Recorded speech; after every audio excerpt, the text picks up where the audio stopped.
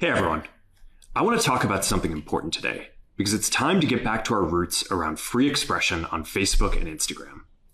I started building social media to give people a voice. I gave a speech at Georgetown 5 years ago about the importance of protecting free expression, and I still believe this today. But a lot has happened over the last several years. There's been widespread debate about potential harms from online content. Governments and legacy media have pushed to censor more and more. A lot of this is clearly political, but there's also a lot of legitimately bad stuff out there. Drugs, terrorism, child exploitation. These are things that we take very seriously, and I want to make sure that we handle responsibly. So we built a lot of complex systems to moderate content. But the problem with complex systems is they make mistakes. Even if they accidentally censor just 1% of posts, that's millions of people. And we've reached a point where it's just too many mistakes and too much censorship.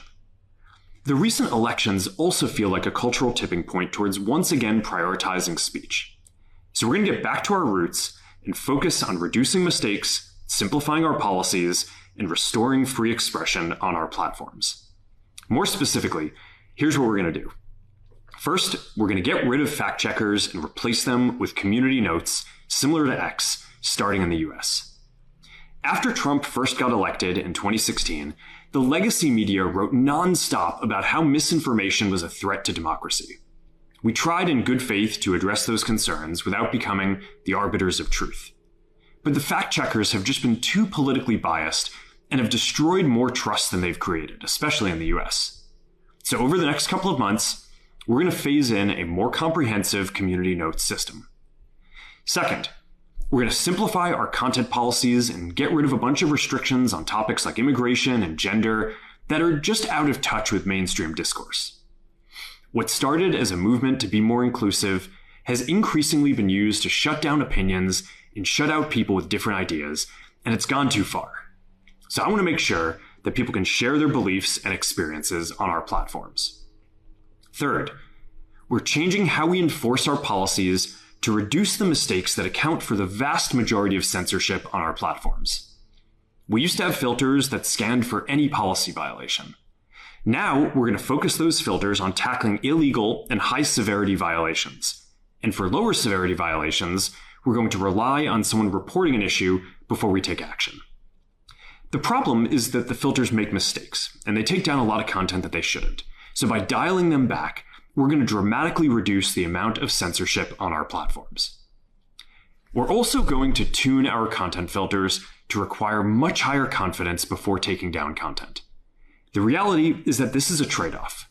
It means we're going to catch less bad stuff, but we'll also reduce the number of innocent people's posts and accounts that we accidentally take down.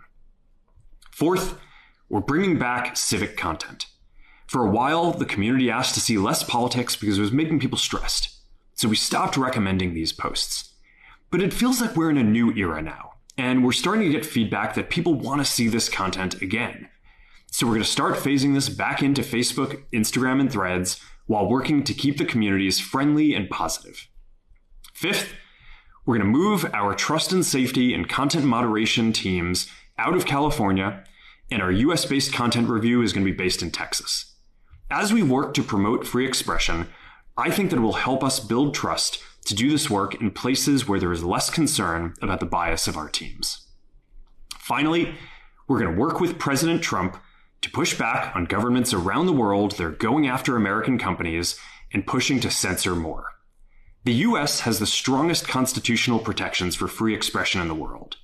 Europe has an ever-increasing number of laws institutionalizing censorship and making it difficult to build anything innovative there. Latin American countries have secret courts that can order companies to quietly take things down. China has censored our apps from even working in the country. The only way that we can push back on this global trend is with the support of the US government. And that's why it's been so difficult over the past 4 years when even the US government has pushed for censorship. By going after us and other American companies, it has emboldened other governments to go even further. But now we have the opportunity to restore free expression, and I am excited to take it. It'll take time to get this right, and these are complex systems. They're never going to be perfect. There's also a lot of illegal stuff that we still need to work very hard to remove. But the bottom line is that after years of having our content moderation work focus primarily on removing content, it is time to focus on reducing mistakes, simplifying our systems, and getting back to our roots about giving people voice. I'm looking forward to this next chapter. Stay good out there, and more to come soon.